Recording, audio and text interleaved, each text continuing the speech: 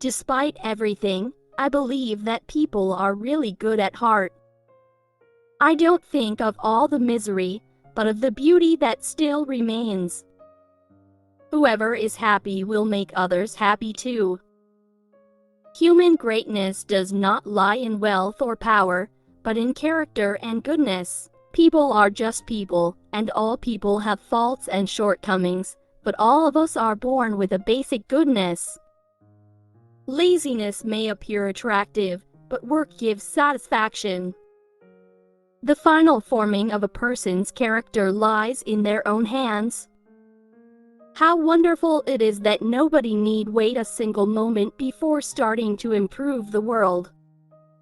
I see the world being slowly transformed into a wilderness. I hear the approaching thunder that, one day, will destroy us too. I feel the suffering of millions. And yet, when I look up at the sky, I somehow feel that everything will change for the better, that this cruelty, too, shall end, that peace and tranquility will return once more.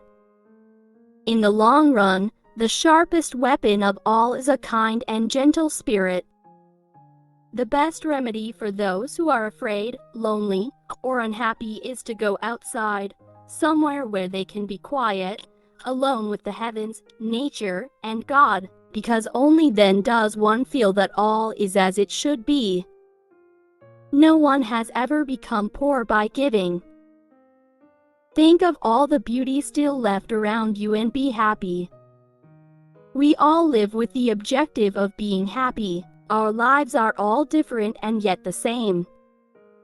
Although I'm only 14, I know quite well what I want. I know who is right and who is wrong. I have my opinions, my own ideas and principles, and although it may sound pretty mad from an adolescent, I feel more of a person than a child. I feel quite independent of anyone. I simply can't build my hopes on a foundation of confusion, misery and death. I think peace and tranquility will return again. Who would ever think that so much went on in the soul of a young girl? He who has courage and faith will never perish in misery. I've reached the point where I hardly care whether I live or die. The world will keep on turning without me, and I can't do anything to change events anyway. I live in a crazy time. I don't want to have lived in vain like most people. I want to be useful or bring enjoyment to all people, even those I've never met. I want to go on living even after my death. Writing in a diary is a really strange experience for someone like me, not only because I've never written anything before, but also because it seems to me that later on neither I nor anyone else will be interested in the musings of a 13-year-old schoolgirl. I must uphold my ideals, for perhaps the time will come when I shall be able to carry them out. When I write, I can shake off all my cares. If I haven't any talent for writing books or newspaper articles, well, then I can always write for myself. Generally speaking, men are held in great esteem in all parts of the world, so why shouldn't women have their share? Soldiers and war heroes are honored and commemorated, explorers are granted immortal fame, martyrs are revered, but how many people look upon women, too, as soldiers? I'm afraid that people who know me as I usually am will discover I have another side, a better and finer side. I'm afraid they'll mock me, think I'm ridiculous and sentimental and not take me seriously. I'm used to not being taken seriously, but only the light-hearted N is used to it and can put up with it. The deeper N is too weak. I have a family, loving aunts, and a good home. No, on the surface I seem to have everything except my one true friend. All I think about when I'm with friends is having a good time. I can't bring myself to talk about anything but ordinary, everyday things. We don't seem to be able to get any closer, and that's the problem. Boys will be boys, and even that wouldn't matter if only we could prevent girls from being girls. And finally I twist my heart round again.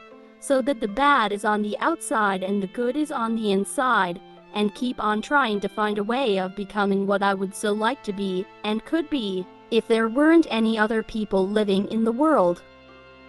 After May 1940, the good times were few and far between. First there was the war, then the capitulation, and then the arrival of the Germans, which is when the trouble started for the Jews. This morning I lay in the bathtub thinking how wonderful it would be if I had a dog like Rin Tin Tin. I'd call him Rin Tin Tin too, and I'd take him to school with me, where he could stay in the janitor's room or by the bicycle racks when the weather was good. No one knows Anne's better side, and that's why most people can't stand me. Oh, I can be an amusing clown for an afternoon, but after that, everyone's had enough of me to last a month. I have often been downcast, but never in despair. I regard our hiding as a dangerous adventure, romantic and interesting at the same time. In my diary, I treat all the privations as amusing. Because we're Jewish, my father immigrated to Holland in 1933, where he became the managing director of the Dutch Opekta company, which manufactures products used in making jam. Whoever doesn't know it must learn and find by experience that a quiet conscience makes one strong. My lighter, more superficial side will always steal a march on the deeper side, and therefore always win. You can't imagine how often I've tried to push away this N, which is only half of what is known as N, to beat her down, hide her. If I read a book that impresses me, I have to take myself firmly by the hand before I mix with other people, otherwise they would think my mind rather queer.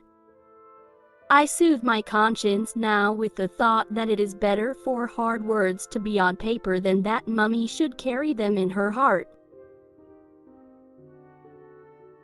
Anne Frank was a German-born Jewish diarist and writer. She was born on June 12, 1929, in Frankfurt, Germany, to Otto and Edith Frank. When Anne was 4 years old, her family fled to Amsterdam, Netherlands, to escape the rise of Nazi persecution.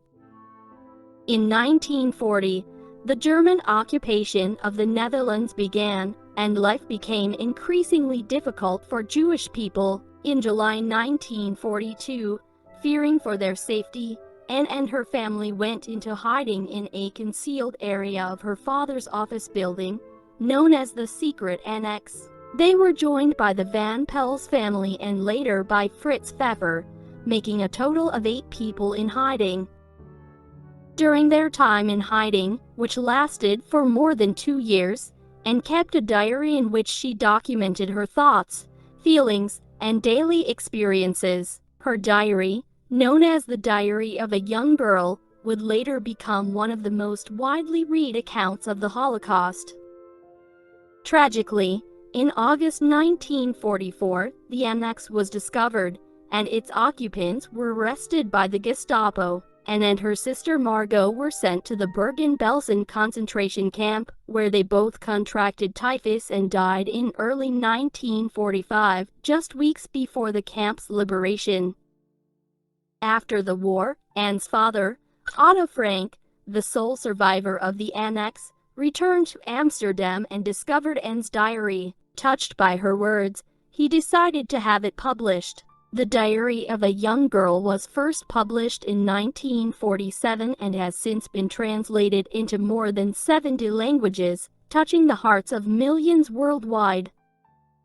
Anne Frank's diary offers a powerful and intimate account of a young girl's life in hiding and serves as a reminder of the atrocities committed during the Holocaust. Her words continue to inspire readers with their resilience, hope, and belief in the goodness of humanity, even in the darkest of time. Anne's legacy lives on as a symbol of courage, tolerance, and the importance of cherishing our freedom and human rights.